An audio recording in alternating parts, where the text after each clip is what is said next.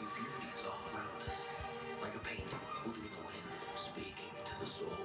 The world flashes. But they're continuing to try to get even more resources, and are going to work around the clock until every customer has the power back on. Even if it's tropical storm force winds, you can pretty much be assured you are going to see power outages. That's certainly a 70-mile-an-hour wind will be enough to take down trees and limbs. That obviously interacts with power lines, and so that will happen, and people should be prepared for that. Now, FPL, other utilities have invested in a lot of infrastructure, such as smart grid technology. That allows them to restore power faster.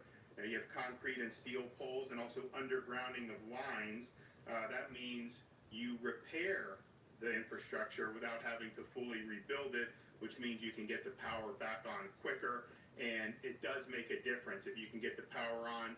Hours is better than days, and days, of course, is better than weeks. Yesterday, I waived weight restrictions for fuel trucks to ensure fuel could move quickly into and throughout the state. We're working with private sector partners to monitor fuel availability. At this time, there's no reports of shortages. The Agency for Healthcare Administration has made calls to critical healthcare facilities along the East Coast that are in a surge zone to make sure that they have everything they need. And as I mentioned previously, all nursing homes and assisted living facilities have a working generator on site, including the COVID-specific nursing homes that the state's been involved with setting up over the last few months. And the agency will continue to be in contact with these facilities to monitor the storm's impact. We don't have any indication there's going to be major movement of patients up and down the East Coast at this time. The Department of Health is also in close contact with special needs shelters should that become an issue. Department of Environmental Protection closed 22 parks and 8 campgrounds, completed pre-storm beach surveys, and has issued emergency orders to authorize repairs, replacement, restoration, and other measures necessary to respond to Isaias. Of course, the Florida National Guard is monitoring, and they're ready to mobilize at a moment's notice. And as I mentioned early this morning, Florida Highway Patrol and Fish and Wildlife are also both standing by in case of emergency. So Floridians should be executing their plans, particularly if you're on the east coast of Florida, in the Palm Beach and north of there. You should have 7 days of food, water, and medicine. You very well may experience power outages, so just be prepared for that. Now, there are limited evacuation orders. As I mentioned, Palm Beach County has done a voluntary evacuation order.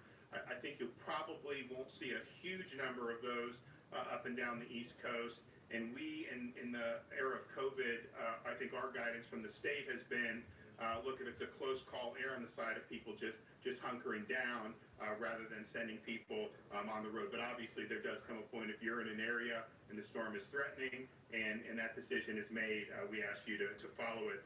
For more information on Isaias, visit floridadisaster.org/info. We'll continue to monitor this, but don't be fooled by the downgrade. We do think it will be upgraded back to a hurricane later on this evening. With that. All right, so that was the governor speaking a little bit earlier this evening. Yes. Now let's check in with Denise Sawyer, who is live at the Roosevelt Bridge, which is closing actually right now. Denise? That's correct. Now, staff, the bridge just closed a little bit after 9 p.m. and you can see they've re-trafficked this area, so folks are not able to travel along the bridge. And this is in Stewart. The same bridge is a bridge that's undergoing some emergency repair after pieces of the bridge and the southbound span fell just about a month ago. So once again, if you're now just tuning in, this is a live look downtown Stewart area at the Roosevelt Bridge. You can see Stewart PD here with the Highway Patrol as well, helping folks to redirect their traffic as they are not being able to drive over Roosevelt Bridge. This is able for those who've been patrolling this area to relieve them so they can seek shelter during the tropical storm or hurricane this weekend. So once again, Roosevelt Bridge closing as of right now, and you can see they're switching out crews and bringing in more barriers to keep folks off of this bridge so they can get these patrol men and women home safely. Live in Stewart, Denise Sawyer for CBS 12 News. All right, thanks for that, Denise. So if you live in the Stewart area, you need to make sure that you stay. Another reason to stay inside tonight and stay off the roads. We continue our team coverage in Lake Worth Beach, where we find CBS 12's Jay O'Brien. And Jay, any changes since we last spoke with you? 70, not many changes other than an increasingly sporadic wind that's coming through. You're seeing it now. You can see it a little bit. The night sky conceals it a hair, but you can see it just a touch on the tops of those palm trees behind me. Jim mentioned the roadways. It goes to the officials. Yesterday, Palm Beach County Fire Rescue Chief took the podium at a press conference and said, if you do not have to go out this weekend, don't go out this weekend. Obviously, that bears increasingly more true as we go into the evening and the storm gets closer. We're here on a major roadway in Lake Worth Beach. This is A1A, and we can't say that it's dead, and A1A is one that parallels the ocean. I would say that it's moderately traffic. You see a car going by me right there. So you're seeing people who are going out, who are not necessarily hunkering down completely at home, particularly in a community that's right along the water, right along the beach. But one of the things that we've heard from residents, people we talked to on the street, people who if you're watching the newscast earlier, are hanging out in their boats to weather the storm, a lot of people are telling us they don't feel this pressing concern when it comes to this storm. And one of the things that they told us is that you believe things that you to start filling up more when the effects of the storm start to roll in, when it comes to wind, rain, etc. And they actually expect people to go about their lives just up until the impact of the storm. History and their current experience or past experience with storms like this tell them as much. So we're essentially in a waiting game when it comes to emergency services, shelters, roadways being cleared, things like that. To when we see more of the tried and true impacts of the storm, county officials tell us we'll start to see more widespread closures, more empty streets, etc. Guys. Yeah, Jay, where you're standing right now, I was going to ask you about the traffic. There's a few cars on the road still. Yeah, periodically we'll get a car. Every now and again we get some sheriff's deputies, cruisers that are heading into Lake Worth Beach, appear to further on the closures there. And then we'll get a periodic car coming down here A1A. Obviously, as you get closer to the beach, one of the things we've noticed is the further you go, the closer you get to the water, the less cars there are on the road. We can say that if you cross the bridge, head into downtown Lake Worth, not only are there a lot of cars on the road, a lot of people even out riding their bicycles, but there are people, as I mentioned a little bit earlier, out having dinner on the sidewalk, at restaurants, and out shopping. So the further you seem to get away from the water, as is typical with these storms, the more and more people start to be essentially going about their daily lives until they start to feel the impacts of these storms. We should mention, however, Palm Beach County officials stress now is not really the time to board up your house. Now is not really the time to go to dinner. They say this is that period where you should start to hunker down and wait for the storm to dissipate. They reiterated that point at a press conference this afternoon, Jim. Jay, would you say that the wind is starting to pick up? I asked because right behind you there's debris coming from some of the trees. Yeah, palm frond blew past you. A palm frond, you know, the precursor of a hurricane, right, guys? The palm frond is what we see on the sides of the roads and on the streets, and that's what lets us know that we saw a storm. Yes, 70, to answer your question, the wind picks up, but it's gradual, right? It's a gust, and then it dissipates, and it's a gust, and then it dissipates. It's why I'm able to stay balanced here, standing between a curb and a parking meter that we're not going to show you because that's the magic of television, but I'm not getting blown over. I'm essentially like up, my center of gravity is up, and I'm not really feeling too much effects of the wind. The reason being is because it's gradual, it's not sustained. As you guys know who have covered storms like this before, as I know and my photographer Frank Porter know, the more we start to see the... And say a tree falling, but the bigger impact...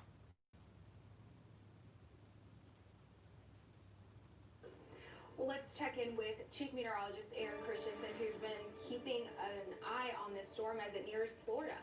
That's right, Stephanie. We're still tracking some of this heavy rain, especially moving through the Treasure Coast. And this is where we do have a significant weather advisory that has been posted now all the way through 10 o'clock for St. Lucie, Okeechobee, Indian River, South Central Brevard, counties. Again, this takes us now through 10. So this is what we've been watching with this just round after round after round of rain moving through Okeechobee and St. Lucie counties. This is the area that's gotten hit pretty hard. There is that significant weather advisory, and it's primarily for strong wind gusts in excess of 40 miles per hour. But we've been seeing some very heavy rain coming out of this band as it tracks off to the southwest. We're expecting it to move through Lakeport about 10:05, Harrisburg 10:37, if it continues to move at the same speed that it is right now. But the heaviest of rain still offshore. And when we take a look at our future radar through the course of the night, we do see some more widespread showers. Nothing too crazy, not too heavy here. But we do start to notice some of that rain drifting back into northern Palm Beach County right around through early tomorrow morning, even 9:42. But again, we see the heaviest staying offshore, but we do still have those bands that are going to move through over the course of the night and into the day tomorrow, no doubt. So this is the latest track, and it still takes it just off the coast. So with this in mind, and with the confidence in this track going up over the course of the day, we are going to be spared the heaviest of the heavy rain.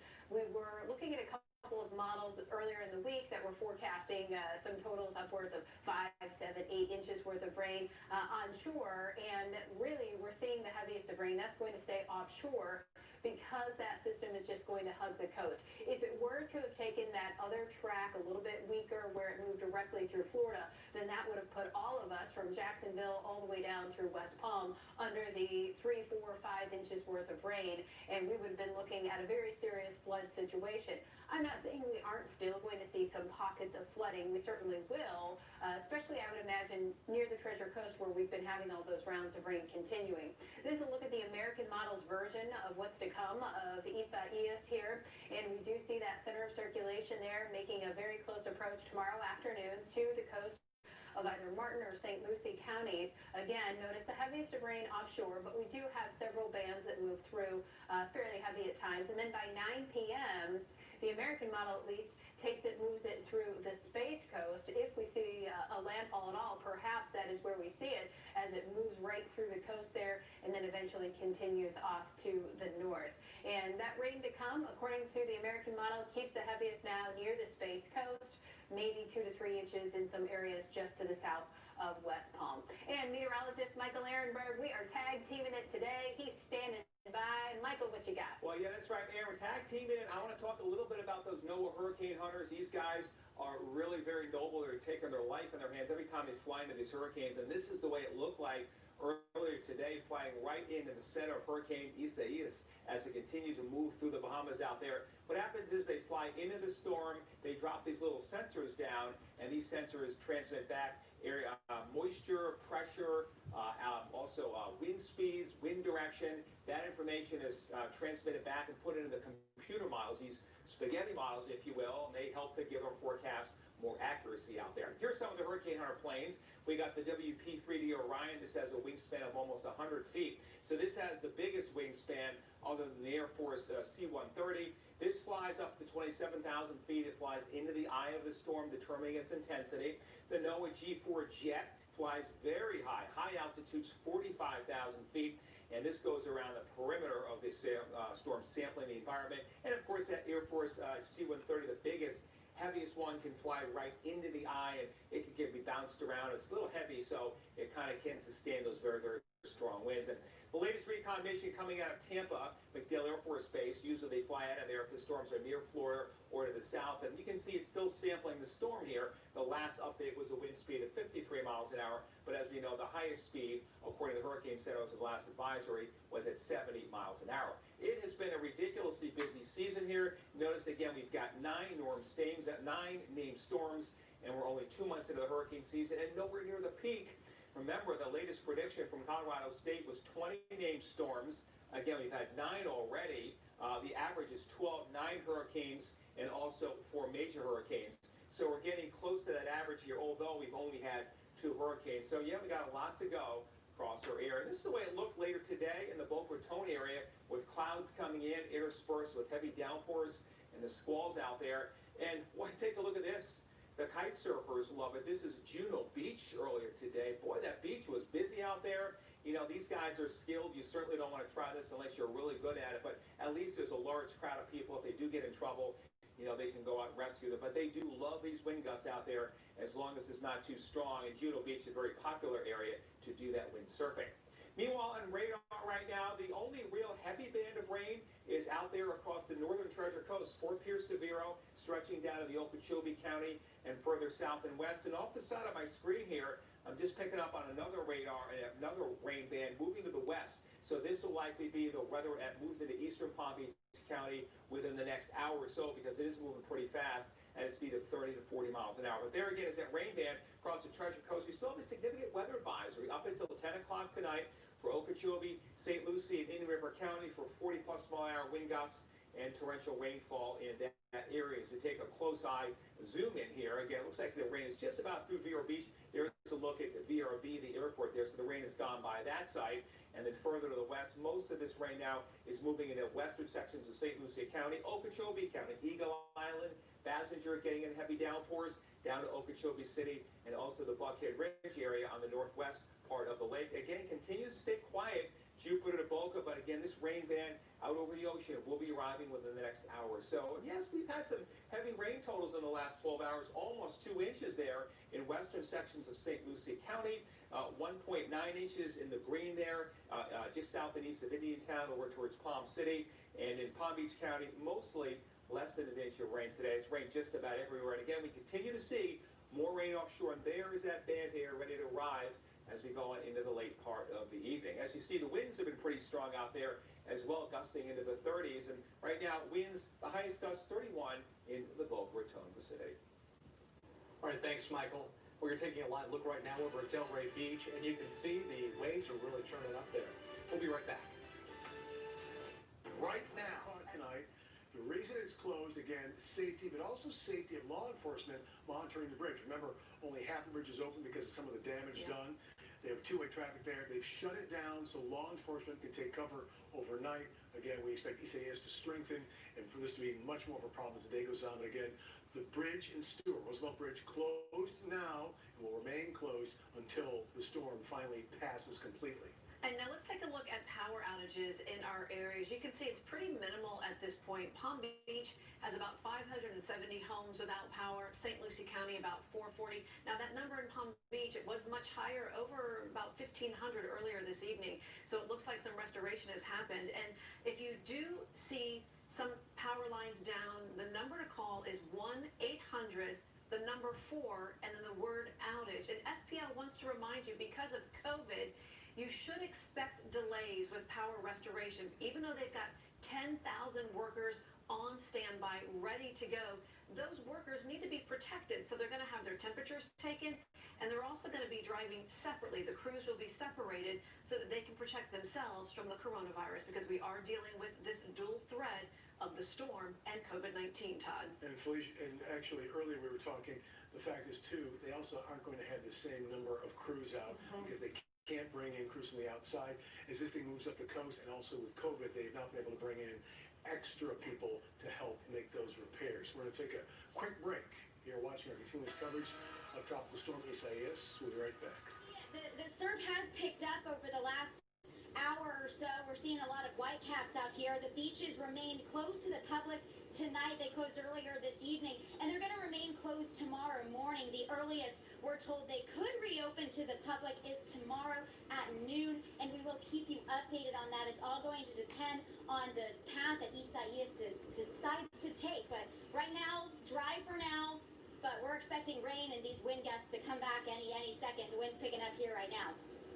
All right, Rebecca, I know you are working also over on the Gulf side of the state. She's one of our reporters at our sister station over in, is it Pensacola, is that right? So kind of describe the difference from... Yes, I'm a reporter in Pensacola. Yeah, describe the difference, if you would, from the Gulf and the Atlantic. It is quite a difference, isn't it? Definitely a difference. I'm not sure. I don't know much about the Atlantic, but up in Northwest Florida, the big thing that we have to worry about is the riptides when it comes to hurricane season. And that's when our lifeguards will put those red flags, and people won't be allowed to go out in the water. Thankfully, there's nobody out here tonight, and we saw a lot of people come in from the water once the rain did start coming down here. Yeah, and I know as the night goes, as it gets later into the evening and the storm gets a little bit closer, maybe you can keep us updated on the conditions there in the Vero Beach area. Rebecca, I just have a quick question. Have you seen any Will do. emergency vehicles? No emergency vehicles right now. There isn't anybody down here near the water, so thankfully there isn't anybody trying to save anybody at this time. Hopefully people heed the warning, stay away from the beach, shelter in place, and hopefully we don't have to see any emergency services come out here tonight. All right, doing a great job. Thanks, Rebecca. All right, turning now to weather, we've got Chief Meteorologist Aaron Christensen joining us right now. The latest track. Yeah, let's give you a look at that and the latest check of Isaias's resume, if you will, with the 8 o'clock advisory. That's the latest one we have. It was still moving to the northwest at 9 miles per hour, so relatively slow. That's giving it ample opportunity to feed off of the warm ocean now that it has emerged on the other side of the Bahamas and is getting set to move closer to us. So with that, we are anticipating it to pick up Category 1 hurricane strength again, low end, 75-mile-per-hour winds, keeping that strength at its closest approach to Florida, and then downgrading once again to a tropical storm by Monday early morning, right around 2 o'clock or so. We could see it dropping off to about 70-mile-per-hour winds. But again, we are still in that cone of uncertainty, even if the track is just off the coast or if it does end up making a landfall. We know we're going to be feeling the wind effects far reaching from the center. Our wind field here, where you're looking at the yellow surrounding this system, those are tropical storm force. The red in the center, those are hurricane force winds. And what you're looking at here, this is the cone, so that's the track. And we do see those hurricane force winds kind of smack dab in the middle of that cone. And just kind of riding along the coast here all the way up toward Vero Beach, and then toward Melbourne, and then right through the Space Coast. So with that in mind, this is what we're looking at as far as the winds are concerned. And we break it down a couple of different ways. We talk about tropical storm force winds and the probability, meaning anything over 39 miles per hour. And then we talk about the high end of that tropical storm force spectrum. And then, of course, we've got the biggie, which are the hurricane force winds. So this is tropical storm force winds and the probability of them occurring. And we are still seeing that pushing pretty far inland for our area. If we want to really break it down for you, city by city, what we're expecting as far as the odds of those winds, still very high near West Palm and Jupiter. That is where it's going to come fairly close to the coast, close to an 85–90% chance you're going to be feeling those tropical storm force winds at some point as we head through the course of the night and tomorrow. For Boynton Beach, Wellington close to 70, Boca Raton close to 80, Belle Glade at about 40%. So Belle Glade's pretty far inland. That should give you an indication how far inland we are expecting the tropical storm force winds. Now, if we take a look at just the Treasure Coast, okay, Vero Beach, we're talking about you, an 80% chance you're going to be feeling those winds.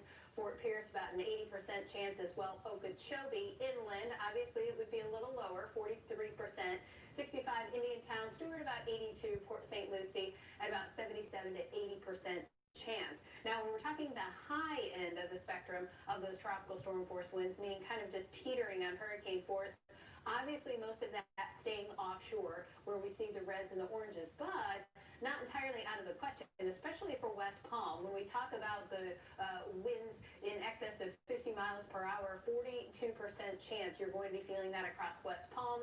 Jupiter, Boynton Beach, a little lower in the 30% range. Wellington, 20. Boca, 27. Very low, though, for Belle Glade, just 4%.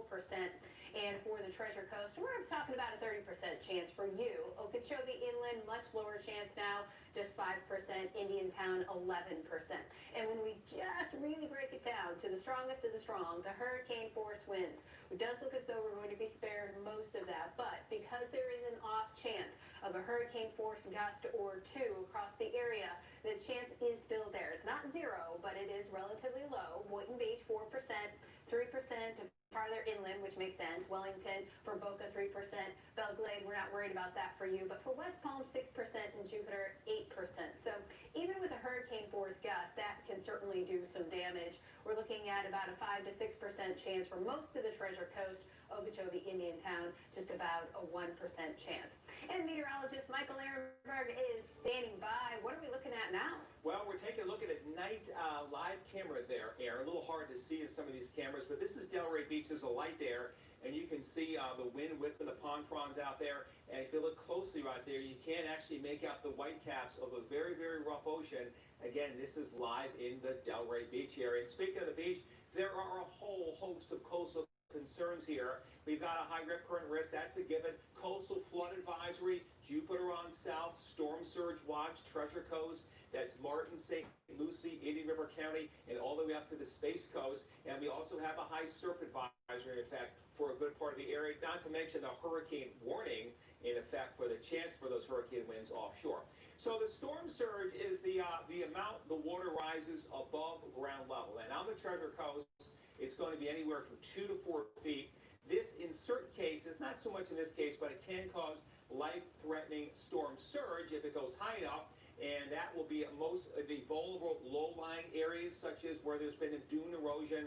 The dunes protect the ocean from coming on shore, but if they've been eroded or damaged, the water can go right up and over into areas like streets and the highways there. Lowland intercoastal flooding can occur as well. Your piers, jetties, inlets, those areas are also low-lying, so you definitely want to be careful if you're walking around that area. As far as the storm surge, Palm Beach County only about a foot. Most of the Treasure Coast running at about 2 to 3 feet, unless you get up towards the Fort Pierce Inlet, where it's about 3 feet. And then from Indian River shores to Wabasso Beach, up to Sebastian, along the intercoastal net, darker green, that storm surge could be as high as 4 feet. That's rising pretty high. Here's a graphic of the water being lifted up the water. The wind pushes the water up the beach here. There's the average of a 3-foot storm surge, and that's, again, what we're going to be seeing on the Treasure Coast. Minor in comparison to if this storm had been more powerful or it had hit us directly head-on and we'd be in that northeast quadrant, then we'd be talking about 6 and 12-foot storm surges. And, we saw this with Dorian out there over the Bahamas and Hurricane Michael a couple years ago in the Panhandle. So fortunately, we're not dealing with this, just a minor storm surge issue, hence the storm surge watch. So the seas are really going to be boiling out there. You saw that beach cam in Delray. The wind pushes against the water, 15 to 8-foot breaking waves, 12 to 15-foot breakers of the Palm Beach County coast. And you can imagine what that's going to do to the beach. If you've been to the beach, after a big storm, you kind of walk in and there's like a cliff. You have to kind of jump down to the water. We're probably going to be seeing that on a lot of the beaches within the next few days and even the next couple weeks until the water comes and brings back sand. So for tonight on the water, winds northeast 30 to 40, gusting to 60, gusting up to hurricane force in places, seas 10 to 20 feet. Tomorrow, winds are going to back as the storm moves to the north and northeast of us. Remember, that counterclockwise flow will give us a west and then a southwest wind. So that will begin to bring down the water as it pushes the water offshore. Winds tomorrow 45 to 50 with gusts to 50. But late in the day, those winds will continue to lower, and the seas mostly in the morning from 15 to 20 feet. Now, with all this wind out there, remember, we've got the power lines. A lot of areas still have overhead power lines. They're caught in the trees. FPL hasn't gotten out there and trimmed them. There can be some isolated power outages for a good part of the area. Nothing major here, and maybe some scattered power outages across the area. We do have some low statistics. I think the last I saw was there were about 750 or 1,000 customers without power in Palm Beach County so far. Meanwhile, on radar, we continue to see it mostly dry. We do see that band across the Treasure Coast, northwest St. Lucie County, and also Okeechobee County. Significant weather advisory until 10 p.m. for that area. Although, again, I think the threat is lessening up there as that band now moves from Okeechobee County towards areas further west. Now dry in southeastern parts of Indian River County. And then as we take a look towards the lake, we see again that rain moving from Okeechobee City, south and west into Glades, and also Henry County. And here's the band off the coast here. Next time around, I'm going to zoom out and show you that and time it in. This band likely coming into Boca, Delray, Boynton, and Lake Worth within the hour with gusty winds and heavy downpours. And you notice a lot more to come. Notice the banding features here, a big gap here that we've had in Palm Beach County, but this one band coming in, and then we've got more that are going to be generating coming in. So they'll be more frequent as we go into the late night and overnight as tropical storm Isaias slowly gets closer to South Florida and parallels our coast. Thanks so much, Michael. Meanwhile, as Isaias draws closer, Palm Beach International Airport has shut down the terminal building to the public. This as the tropical storm is expected to bring dangerous wind conditions for flights in our area. In Broward County, the Fort Lauderdale International Airport will remain operational. The county is under a tropical storm warning. Officials advise passengers to please check their flight status before heading to the airport for any changes. Palm Beach County State Attorney Dave Ehrenberg has just sent out an update on the court system for the next 48 hours. Here's what he had to say. Hi, I'm Dave Ehrenberg, State Attorney for Palm Beach County, with an update about the court system and other issues as Isaias approaches. The courthouse will be open, as usual, for first appearances tomorrow. That's when people who are arrested for a crime get to see a judge for a bond hearing. But we're moving it to noon tomorrow because of the storm. Now, if the storm slows down, the first appearance hearings may be moved further into the afternoon, but they will go on because crime never sleeps, and my prosecutors and law enforcement are on the job every day. Also, in previous hurricane seasons, we have seen that when there are curfews and other lockdowns that there's an uptick in domestic violence cases. So just want to remind people to please watch out for each other, drink responsibly, because we don't want to see you at first appearances tomorrow. Then there's the issue of pets. You know, I'm a big pet lover. I adopted Cookie the Basset Hound of Justice. But there are some irresponsible pet owners who leave their dogs chained outside as they evacuate.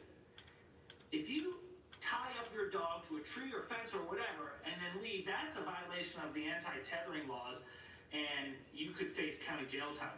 Plus, you could also be violating state statutes against animal cruelty, which can be a felony. So please watch after our four-legged loved ones. Then there's the issue of price gouging. Because the governor has issued an emergency declaration, the price gouging laws are in effect. So if you see an essential commodity or service whose prices are jacked up because of the storm, report it to the Attorney General's anti-price gouging hotline, which is 1-866-9-NO-SCAM. 1-866-9-NO-SCAM. Or you can report it through the Attorney General's anti-price gouging app, which is called the No Scam app that you can download through any app store. Finally, I want to thank everyone for your kind words of support, your prayers and thoughts, because I have gone through COVID in the past few weeks, and I'm pleased to say that I'm back to 100%, and I am COVID-free. And this experience has made me more determined than ever to implore people to wear a mask, because it's about protecting others from you. And the way we're going to get through COVID or hurricanes is to watch out for each other and to love thy neighbor as thyself. All right, always great to hear from Dave Ehrenberg, our state attorney. Well, we've been talking about Isaias leaving really a path of destruction throughout the Caribbean. Absolutely, but as it heads here, we are going to check in with CBS 12's Thomas Forster, who joins us live in the studio with the latest. Thomas? Yeah, Stephanie and Jim, Isaias has been downgraded to a tropical storm, but is still leaving plenty of destruction behind as it continues to churn toward us. Take a look. This cell phone video taken from a car showing just how bad the streets are flooded in the Turks and Caicos as Isaias lashed out against the Caribbean and headed toward us here in Florida. Videos on social media showed flooded roads and debris strewn around the streets, but according to officials on the islands, no fatalities have been reported. However, that's not the case as the storm continues already. It's caused at least 2 deaths in the Dominican Republic, though, and torn down trees, flooded streets, and turning communities into basically, well, mud, as well as knocking out power for thousands of homes and businesses. Now, according to the National Weather Service, close to 400,000 people are without power in Puerto Rico. And just to these, power outages are being reported across the Bahamas, including the capital of Nassau, as the storm pushed down trees and power lines there. Heavy winds and rain just whipping throughout the downtown core. It even toppled buildings and businesses, many yet rebuilt after last year's devastating Hurricane Dorian. Now, Isaias may have weakened into a tropical storm this evening, but you've been hearing Michael and Aaron all evening long tell us we're certainly not out of the woods just yet. It's expected to re-strengthen overnight as it approaches us here on the southeast coast of Florida. Jim? Good stuff. Thanks, Thomas. Well, more and more roads are being shut down, like the Roosevelt Bridge, as the hurricane draws closer to Florida. Let's check in with CBS 12's Denise Sawyer with the latest.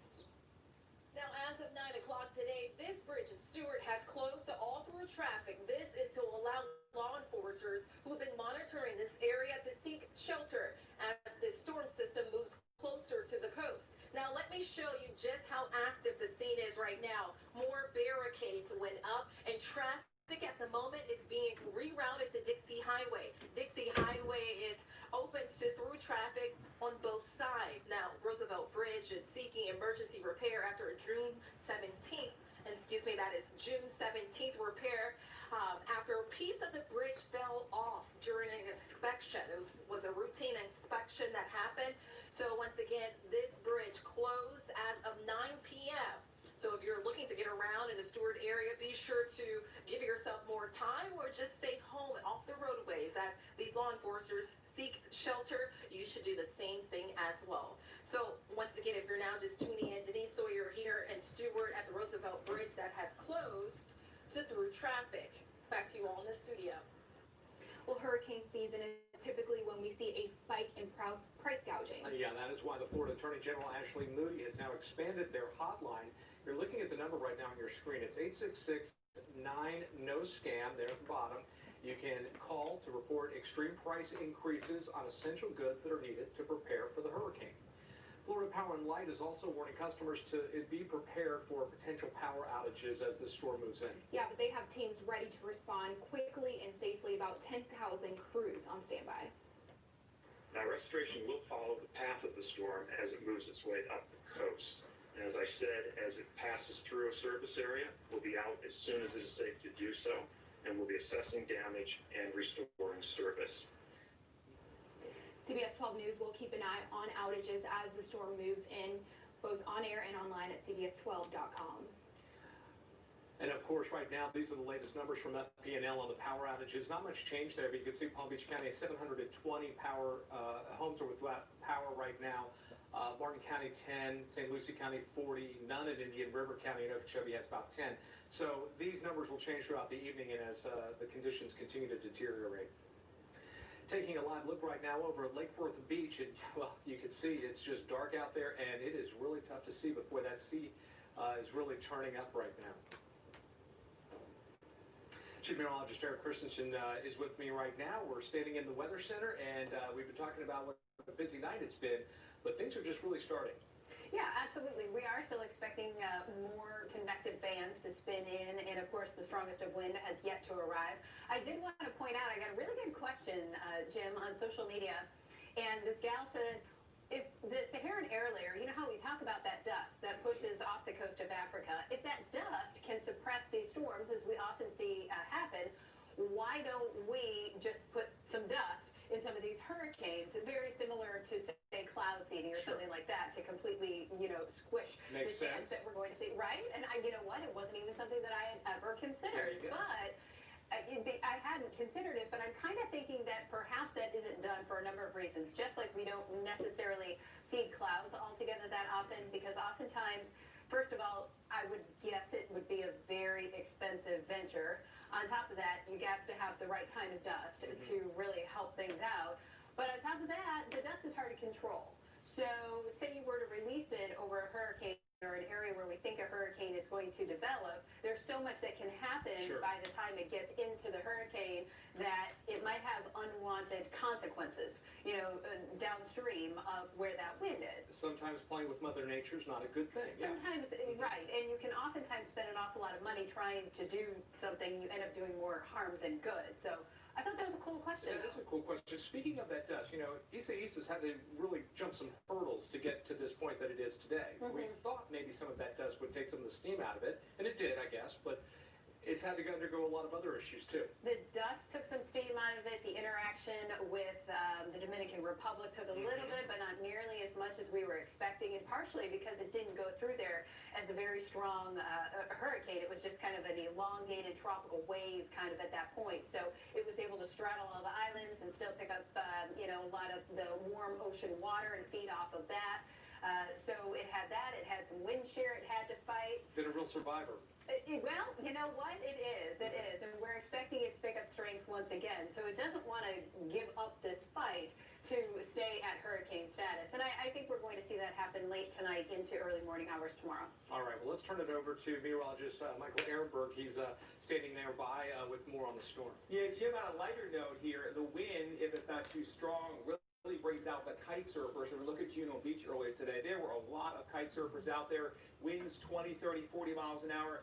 Very favorable out there for doing this. Obviously, you have to be really experienced and a good swimmer because it is a hazardous thing. But it's kind of the brighter spot of a hurricane as it begins to approach the area. Certainly, I don't want to do it when those winds are much stronger. Okay, so on radar right now, we continue to see the spiral bands rotate in. I mentioned in the last broadcast, this spiral band here rotating in from the east and southeast, about ready to come into Palm Beach County. This arrives in the West Palm Beach area at 10:30, comes into Boynton Beach at 10:20, and arrives at Boca Raton at 10:13. And when these bands come in, boy, they can really pick up the winds to 40 and 50 miles an hour at this point of the storm here.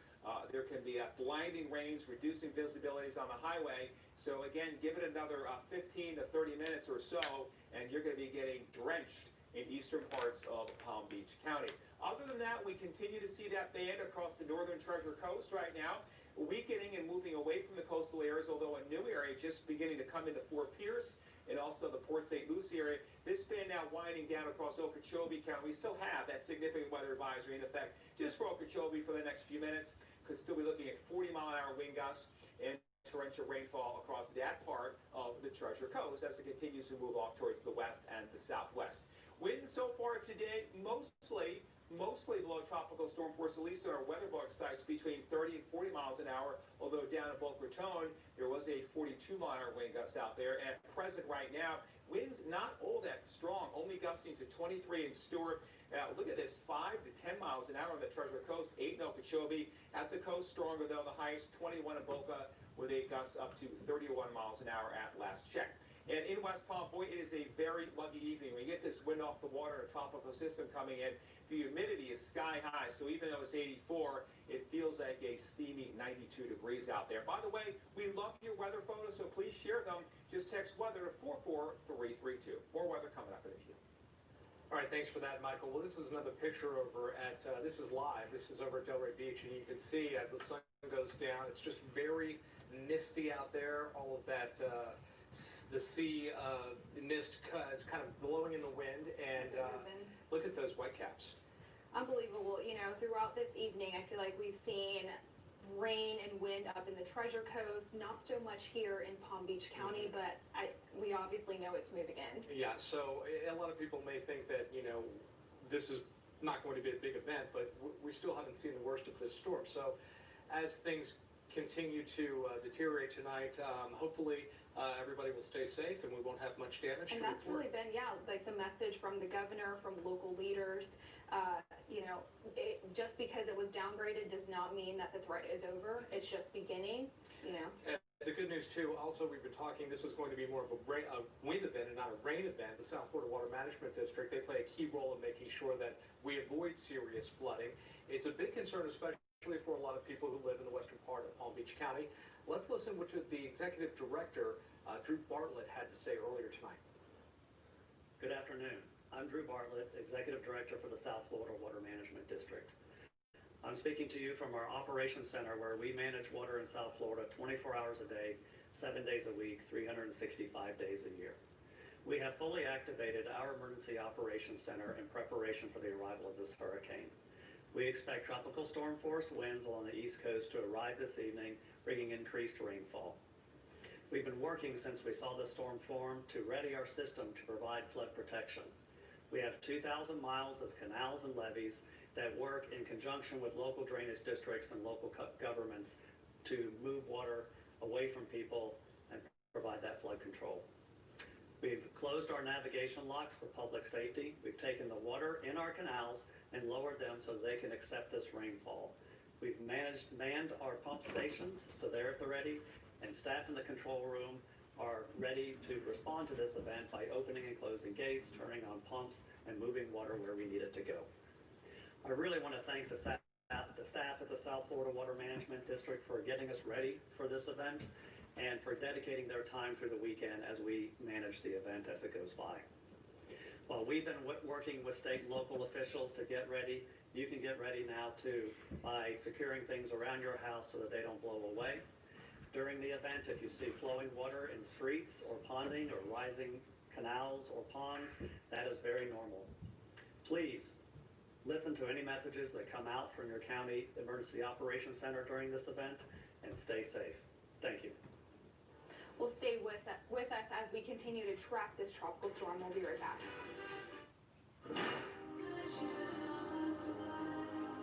Craft for the win-win. Constant hand washing causes hands to dry and crack. Try conditions in a few hours, so don't get trapped out on the road. Even 50, 60 mile an hour wind, 70, can break tree branches and cause driving to be hazardous. And tell me about your department's response for a storm like this. We've been through enough storms that we know one of the most important things is to A, make sure people are ready as much as possible. B, be able to respond during the storm. So we have repurposed military vehicles that will allow us to respond no matter how bad the storm gets. And then very importantly, as soon as the storm leaves, we have what we call strike teams. Those are specially trained people in pickup trucks that will go out into intersections on the streets and get debris out of the way so fire rescue can get back in should the need arise. And you know, right now we're dealing with COVID-19. Has the pandemic impacted the way that the Sheriff's Department responds? Yeah, absolutely. Look, everything we do has an overlay of the pandemic. So even though there's a storm heading this way, we have to be mindful that if we do go to shelters, if we do start responding to calls for service, we still have to use universal precautions and be careful to protect the public, possibly from us, and of course us from the public. And as of now here in Martin County, are there any closures that people should be aware of? No, right now everything, I'm assuming businesses are mostly closed now, but people can move about freely. Once again, please get off the roads as the storm begins to approach, the outer bands begin to hit us. That's not the time to be sightseeing. And like you were saying, while we were out at the beach, we saw people going out to see the waves. What advice do you have for people like that? You know, the beach is always a magnet for people when there's a storm. Right now, it's okay if they go out there. There's no problem with driving, but just please start heading back home, probably within the next hour or two. Get home, close up, and Lord willing, we won't lose a lot of power, and we'll be able to get right back to business tomorrow. Do you have anything else that you think is important to talk about? I think the last thing is this. We all have neighbors that may be a little more vulnerable than us. So check on your neighbors. If you have an elderly person or someone that has a health challenge, make sure that they're boarded up if they want to be, that they just have a phone number maybe, just someone that say, hey, if you get scared, call me. Just let's take care of each other. Thank you so much, Sheriff, for taking your time to do this interview with us. Reporting in Stuart, Anna Espinosa, WPBF 25 News. Sheriff William Snyder with Anna Espinosa with a good reminder not to take Isaias lightly. I'm Tiffany Kenny along with Felicia Rodriguez. Todd has taken a much-deserved break as we enter our 15th hour of covering Tropical Storm Isaias. And we have triple team coverage for you right now and the very latest as we await that 11 o'clock advisory, the new stats and track on Tropical Storm Isaias. But for now, let's get the very latest with severe weather expert Mike Lyons. Mike? And the 10 o'clock hour is a crucial hour as well, Felicia. As you know, that's when the computer models, the spaghetti models, give us a new track. They give us a new intensity, so we'll be checking those. They should be arriving any minute. In the meantime, look what has happened to our storm over the past 5 hours. This is a 5-hour loop. 5 hours ago, 5 o'clock right here, nothing. There was hardly any thunderstorm activity at all. In fact, wind shear from the southwest really taking a toll on the system, and because of that, the Hurricane Center downgraded the hurricane to a tropical storm. But in the last 5 hours, and this is very typical at nighttime, we see an explosion of thunderstorms, and that certainly has been happening. And you can see those storms now near the center. So we're thinking it seems very likely now that when we roll around to 11 o'clock and we get the new advisory from the National Hurricane Center, that this system will be back to hurricane status with winds right around 75 miles per hour. After that, the storm, of course, forecast to move toward Florida. Tomorrow looks like a nasty day. Chris will take us through the hurricane track in just a second. But here's something to keep in mind in the back of your head. Maybe write this down, put a little note in your phone. It's the latitude of the storm. Right now, 25.3, maybe 25.4 or 5 by 11 o'clock. That puts it about due east of Key Largo. To give you a mental picture of where the center of that storm is, and we want it to move farther north. So your latitude is really important. Boca Raton 26.3, Sebastian 27.8. So when the storm gets to your latitude and more importantly passes north of your latitude, what that suggests, it is very, very unlikely to have a hurricane make landfall if the storm is north of your latitude. So again, we'll be showing the latitude as soon as we get the new numbers from the Hurricane Center, just to give you a clear idea of where things stand. All right, let me take that back for just a second. I want to show you the latest computer models. We're going to start with the GFS. And with the GFS, to give you an idea of the new model run that just came in, because the Euro and the GFS are similar, but also very, very different in their solution for this storm. So let's see if I can just open it. That'll probably be the easiest way to go through it. So the GFS is predicting that we're going to have a weaker storm. And because of that, the weaker storm is going to move closer to our coastline. So you can see, here we are, 10 o'clock tonight. There's the storm, the pressure according to the GFS rising. But look, as we head toward tomorrow morning, the center of the storm essentially over Palm Beach County. Notice though, the purples, the reds, the heavy rain, the wild winds, all on the east side of the storm, just a little bit encroaching there into Jensen and parts of Martin County. So we go forward in time again, and this will go through rather quickly. There we are tomorrow night at 8 o'clock. So the GFS solution, again, calls for a weaker storm. The European solution, on the other hand, calls for a much quicker storm. And because, a much stronger storm. And that suggests the storm will stay farther offshore and feel the influence of that trough of low pressure. So let me take you through it. So there we are tomorrow morning at about 6 a.m. Pressure continuing to drop. The Euro suggesting a hurricane will form, but again, really lopsided. Everything's still here on the east side. We go forward a little bit more in time. It does come close, but again, by the time the storm really gets strong, with winds maybe up to 90 miles per hour, according to the Euro, it is due east of Fort Pierce, continuing to move to the north. So those are the global models. Again, very similar, but also just a little bit different. And the hurricane forecaster working down there now, the hurricane specialists, there are 10 hurricane specialists. By the way, they're all men. And they are the gentlemen who will be putting the forecast together. Essentially, it's one guy right now putting it all together. And these are very well-experienced men who have been at the Hurricane Center, in some cases, decades, in covering a number of storms. They'll take all that data, including the spaghetti models, which are just coming in. All right, so that's what may happen in the next 12 hours. Let's bring in Chris now to talk about what is happening with the latest advisory and the latest stats on the storm. Yeah, Mike, again, the latest advisory, we'll get the newest one at 11, wind still showing 70 miles per hour. And according to the latest tracks, still talking about some sort of storm system, again, and whether it be a strong tropical storm or a hurricane, will be riding up our coast as we go through tomorrow, especially in the overnight hours tonight into tomorrow morning. All right, so let's take a look at the water vapor. I was just looking at this, and we've been talking about this big blob that's really started to blow up across the Bahamas, and you can see what's kind of happening though as of the latter couple of frames. Okay, so it looked like it was blowing up just a little bit, but now pay attention to what's happening as we go through the latter couple of frames. So we rewind this for you, and we'll play it again to show you what I was watching, because it looks like there may be a little dry air that wants to work its way in, and that's kind of throwing the lopsidedness into the storm. You can see it right here. Some of that dry air wants to kind of push into the storm system right there. So I think what we're going to see moving forward, we could see a new center of circulation form because of what's happening. So I think that's what the models are taking into account. Mike just showed you both the GFS and the new Euro just out, keeping it further offshore. Now, of course, what we're seeing is a weaker storm tends to favor a more westerly track. A stronger storm tends to favor more of an easterly track. So if that's the case, Euro wants to keep this over water and eventually strengthen it, so that would, in turn, mean a more easterly track. Just another thing to throw in the saga of this system. Now you can see the latest computer models still kind of hovering around the coast as we go through the overnight hours. So again, they really haven't been in too far agreement, but now as of late they're coming very close together. And whatever does want to try to develop, or at least try to develop, it's trying to battle it out with this dry air. It does have warm water temperatures to work with, so that's not going to be an issue.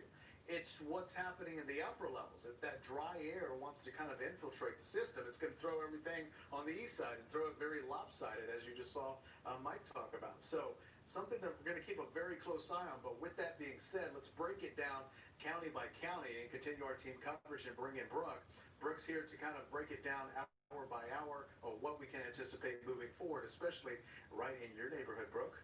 All right, well, thank you, Chris. And let's take a look at some of those showers that we do have incoming still. And we have some breaks in the rain, but not for long, as we do have a lot more setting up, moving very quickly. Let's look at the speed of some of these, and they are moving at around 25 to even 30 miles per hour. So some heavy rain passing over the Fort Pierce area, starting to exit off 95, pushing off to the west. So that's going inland. Indiantown, get ready to see some of that heavy rain.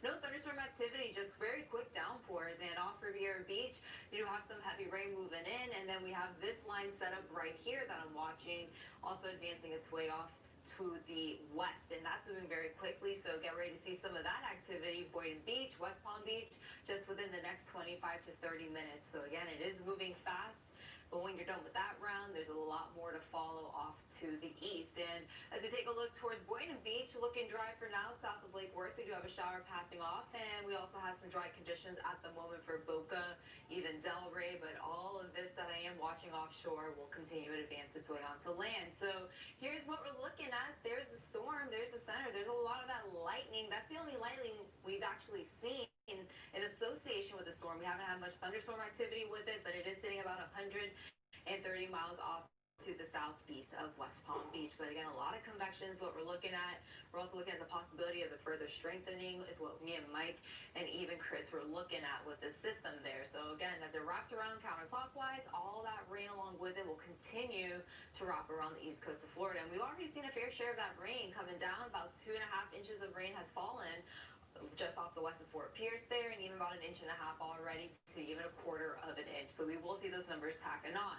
Let's take a look at our latest models, still taking it up, most of them towards the coast, and some of those do take it very, very close to the coast. So we are going to be looking out for those changes with the next advisory coming out. But let's take a look at the intensity forecast. This is a really cool model that we'd like to look at. And it's crazy because just a few days ago, we were seeing some of these pointing towards a Category 3, and clearly that is not the case anymore. Not even a Category 2, not even a Category 1 really, but just maybe a high-end strong tropical storm at most. So again, there's another update. We're going to have a better update for you coming up in just a little bit. Over to you guys. And every now and then you feel some really cool air. It feels pretty good here in South Florida.